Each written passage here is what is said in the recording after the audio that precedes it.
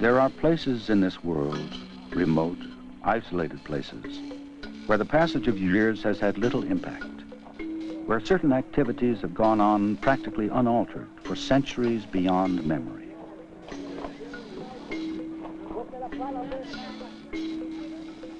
There are places in this world where men labor under a merciless sun, tearing a life-giving substance from a reluctant, unforgiving earth.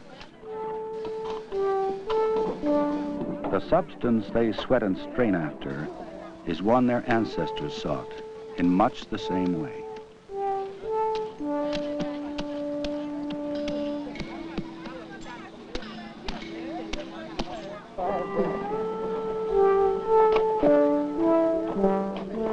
There are places in this world where desert caravans still move slowly, gracefully, over the trails established in antiquity, transporting what caravans have always transported.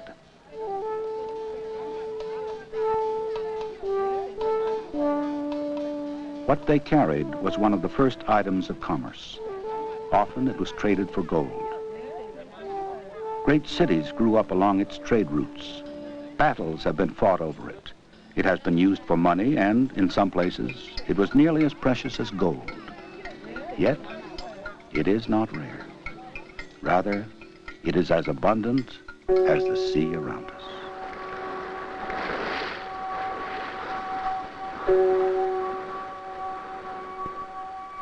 Salt. What is the mystery of this unique mineral? What magic does it possess that it has had such a profound and lasting impact on human history? The answers are everywhere, but we begin here with the oceans from which in some dim, shrouded past, life first emerged. Majestic, powerful, surging, constantly restless, they alone are the source, the mother lode for every grain of salt found on earth. Once the seas covered vast areas of land, but with time they receded to their present boundaries.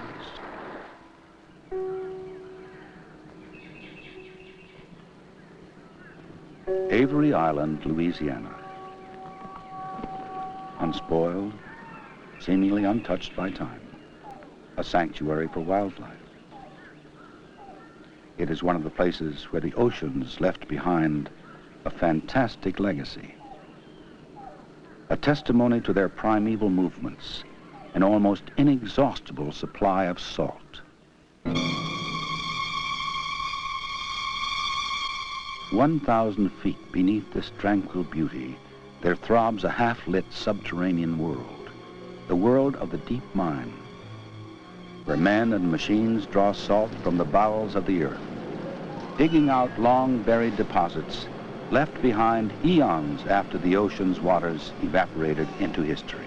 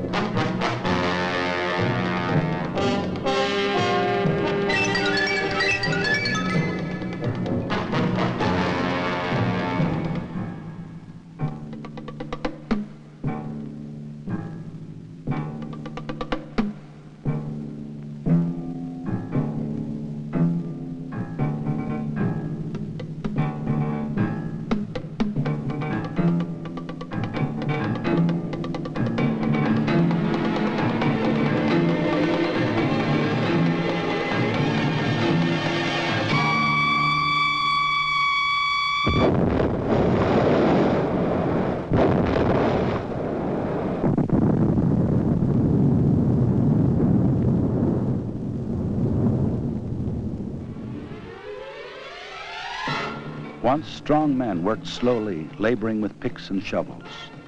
Today, the precise use of explosives has made these hand tools obsolete and created huge underground galleries carved out of salt. And the machines, looking very much like children's toys, begin the job of collecting it here. Thousands of tons of rock salt a day.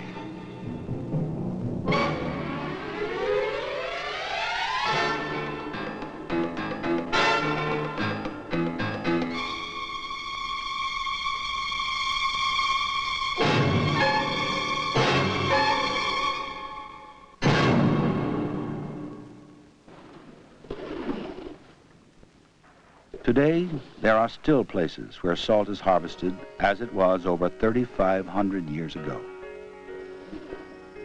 Sun and wind evaporate seawater trapped in shallow ponds, leaving behind a residue of salt. Salt to be gathered either by strong men or by the awesome products of 20th century technology. San Francisco Bay between September and December. Where once an Indian tribe took salt from mudflats and marshes, specially designed harvesters tear up a 6-inch crust of salt. That crust is the result of a long process in which seawater is moved from pond to pond, its level of salinity increasing as evaporation takes place. It may take 5 years for the salt to crystallize, and then, like any other crop, it is ready to be harvested. Harvested at the astounding rate of 20,000 tons a day. By every standard, this is an enormous operation.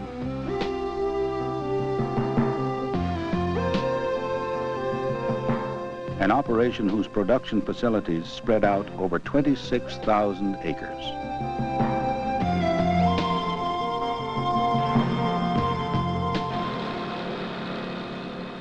The work goes on 24 hours a day. The salt is placed into miniature railroad cars, which carry it to a wash house. There, using saturated brine, seawater, and fresh water, the salt is cleaned and impurities removed.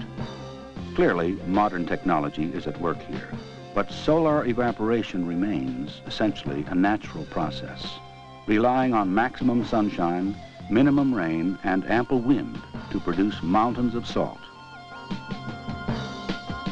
Mountains of pure salt that can rise at the peak of the harvest 100 feet into the air.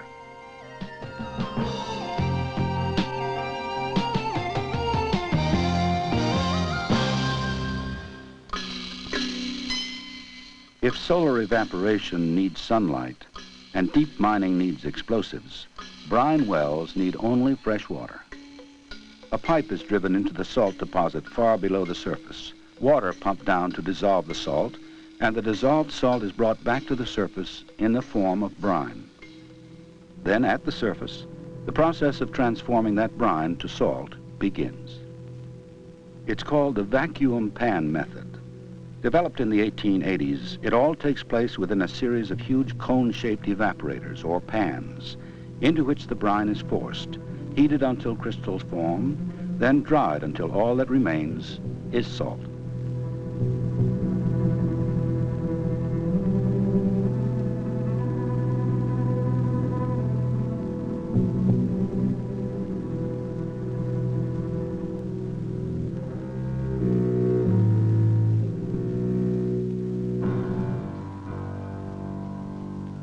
No matter where salt comes from or how it is obtained, quality control never ceases.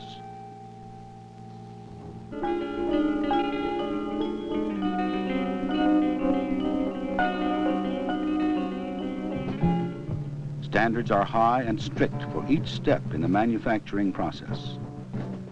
Until those standards are met, then and only then is it ready to be packaged.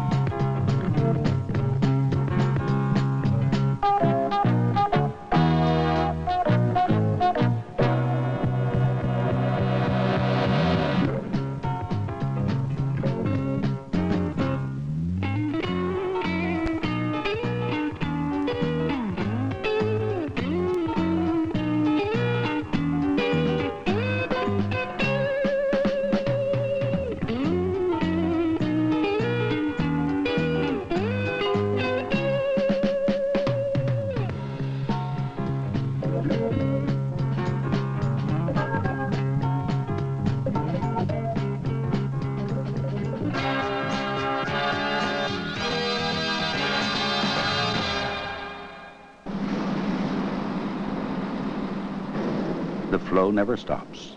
A pure white stream continually being loaded into waiting trucks, trains, and barges. Moving salt from one place to another has always preoccupied man. Early traders used rivers. Caravans carried it across deserts and over mountains. One of the oldest Roman highways, the Via Salaria, the Salt Road, was built expressly to carry salt to Rome from works along the Mediterranean Sea. Time has changed only technique. All over the United States and Canada, salt is moved efficiently, quickly, daily, from where it is produced and processed to where it is needed. Needed to play a vital role in a surprising, a remarkable number of jobs, and to touch us all in one way or another.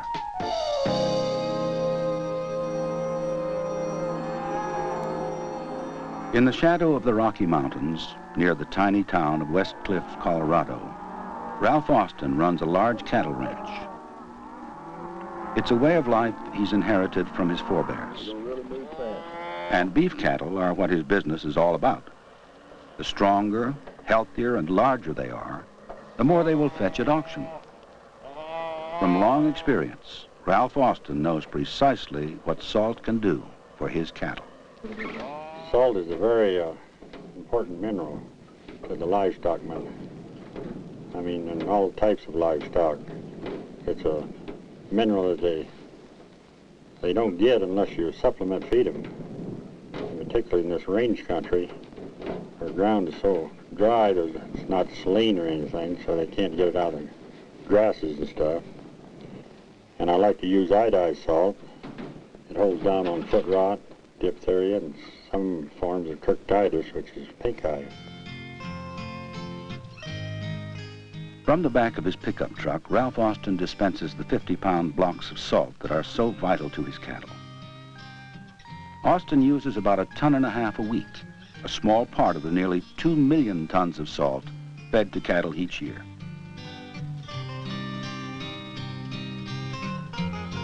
Because animals instinctively know they must have salt to survive and will never eat more than they need, ranchers will use it to ensure and regulate their cattle's intake of other minerals and proteins, which help maintain health and steady growth.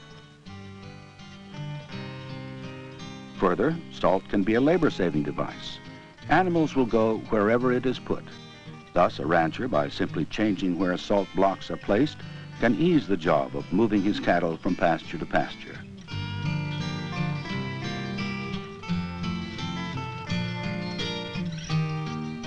When Ralph Austin was a boy, his father fed rock salt to his cattle.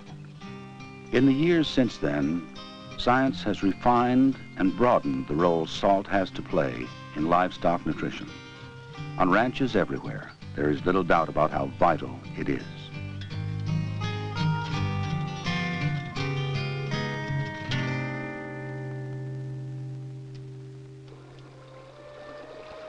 A mountain stream bursting downhill, sparkling, cold, crystal clear. But clear as it is, there is a good chance that its water is full of impurities, that in making contact with the earth, the water has picked up minerals that have made it hard. In much of Canada and many parts of the United States, these invisible minerals cause problems that must be faced daily, problems that plague cities like Las Vegas, Nevada.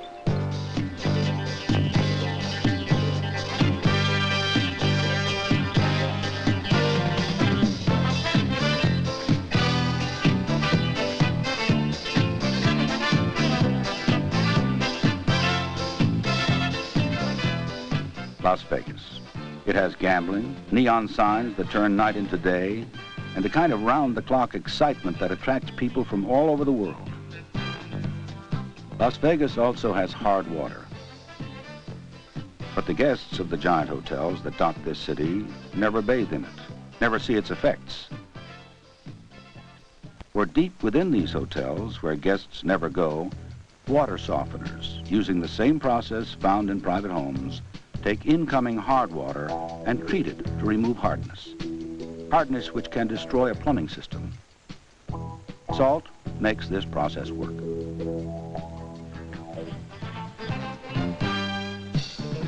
The results of this water softening may not be obvious to guests in plush hotels like Caesar's Palace, but without it, they would be complaining about dishes and silverware that are spotted, laundry that is gray, and porcelain surfaces that are stained.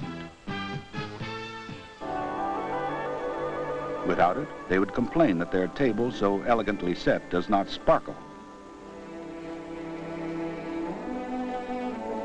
Without it, they would complain about soap that won't lather while bathing, and of hair that is dull, lusterless, and unmanageable after shampooing. Hard water, prevalent in countless cities and towns, is responsible for these difficulties and many others. Yet the rainwater that feeds rivers and streams is naturally soft.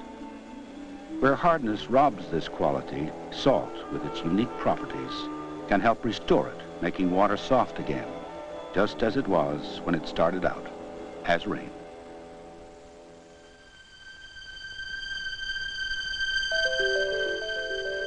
Henderson, Nevada, only 8 miles from Las Vegas, yet a world apart. Here, under rugged mountains, the magic of modern chemistry is at work daily, using salt in ways undreamed of generations ago. Quiet, rural. Henderson is home to a chemical plant that makes chlorine and caustic soda, both derived from salt, which is turned into a brine solution and put through a complex electrolysis procedure.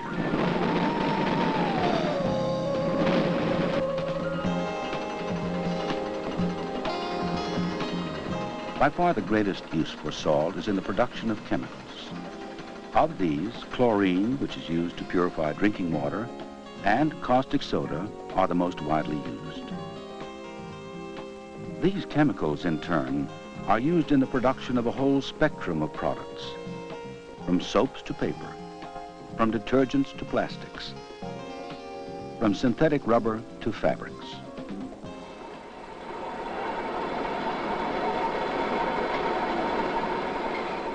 Here at a textile plant in Lancaster, South Carolina, 78,000 pounds of salt a month is used in the dyeing of fabrics.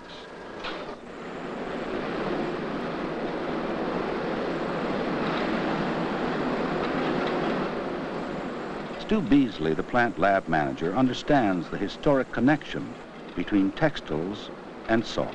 Salt has been used for 300 years in the dyeing industry. Back when you were taking colorants from plants and trees to color fabrics, salt was used then to wet your bath out and get better yield from these colorants.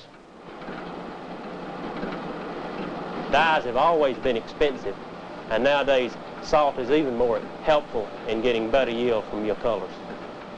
If we didn't use salt, we'd have a fabric that would have a wax papery look appearance, mealy as we call it in the dyeing industry.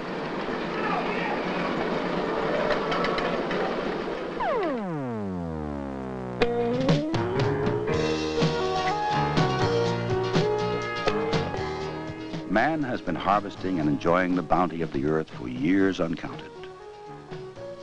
Today, however, these riches, more often than not, are eaten long after they have been picked, long after they have been transported hundreds or thousands of miles to market. For many people, tomatoes and other vegetables do not come fresh. They come either frozen or in cans. Without salt, it would be difficult for the frozen food or canning industry to exist. For salt, often added in the form of quickly dissolving tablets, acts not only as a taste enhancer, but more importantly, as a preservative. The usefulness of salt with regard to food reaches back to the dawn of civilization, when man learned to cure meat, fish, and poultry with it. Pickles and olives are cured with salt. Meat packing requires it, as does the making of dairy products, like butter and cheese. At a cheese cooperative in Marshfield, Wisconsin, over 110,000 pounds of cheddar cheese is made every day. Much of it will age for 8 or 9 months, yet none of it would be eaten if salt were not added to act as a preservative. Within a week, the cheese would be rancid and soft, totally inedible. But here again, salt is more than a preservative. It is added in specific amounts to heighten taste. In fact, of all the uses man has devised through the years for this mineral, one of the most remarkable is using salt as a taste enhancer. For salt in just the right proportions has the marvelous ability to develop, to bring to the surface food's natural flavor.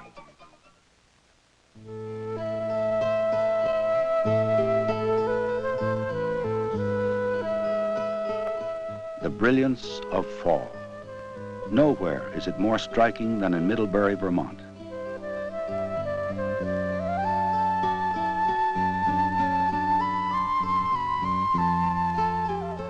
Yet for all its colorful beauty, autumn signals the approach of a special set of problems. Like most New England towns, Middlebury solves its winter problems in a traditional way, at a town meeting. Town manager David Crawford explains. The final conclusion of the town meeting was that we should have a balanced use of salt and a reasonable use of salt. The town has real problems in that we are a hilly community.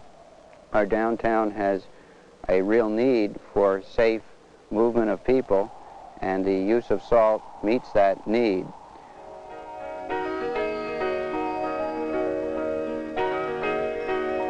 Snow is commonplace in Middlebury, as it is in many cities and towns across Canada and the northern United States. Over 100 inches falls here during an average winter. The town's officials know that salt, which melts snow, keeps it plowable and prevents snow, and in this case ice, from sticking to pavement surfaces, is the best way to clear streets and roads.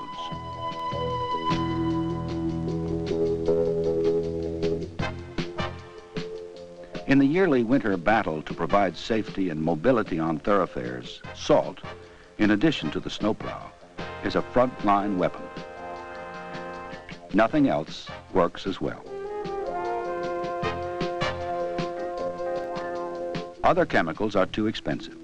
Sand and cinders offer only temporary traction, require costly cleanup, and cannot melt snow and ice. In fact, salt offers the only real solution in making roads safe in winter.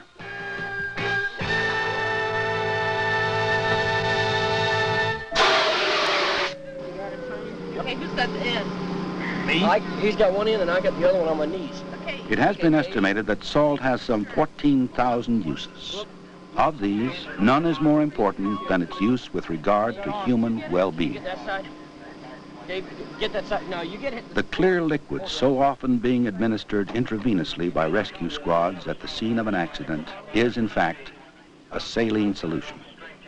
For years, it has been used in the management of blood loss caused by shock or hemorrhage. Let's go. Quick.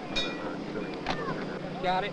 Because salt and water make up so much of the blood, this solution can briefly restore blood volume and save lives.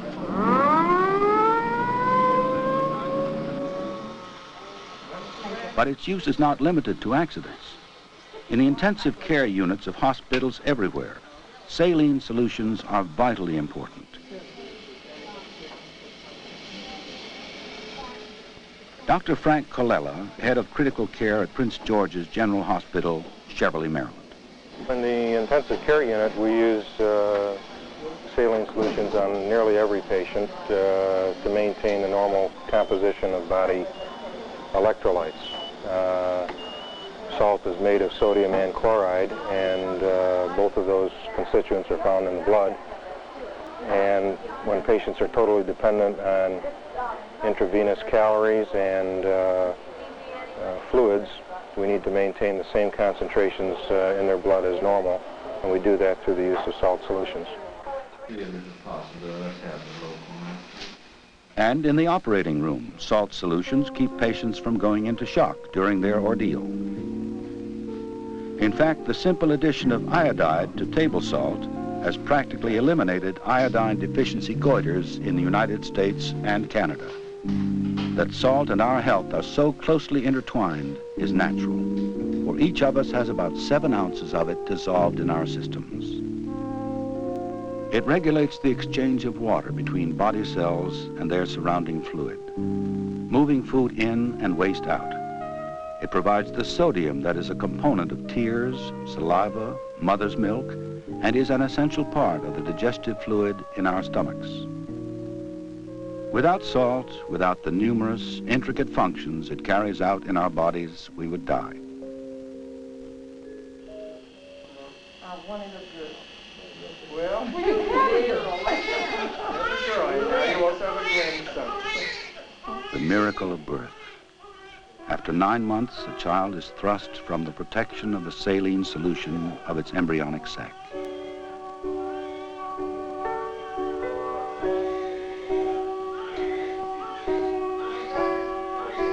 Within this child, not yet 1 minute old, as within each of us, there flows an internal sea. Its saltiness reminiscent of the primeval oceans that mothered all life, an eternal reminder of a distant human heritage. The salt constantly produced by the descendants of those oceans is as salt has always been, a simple substance taken for granted.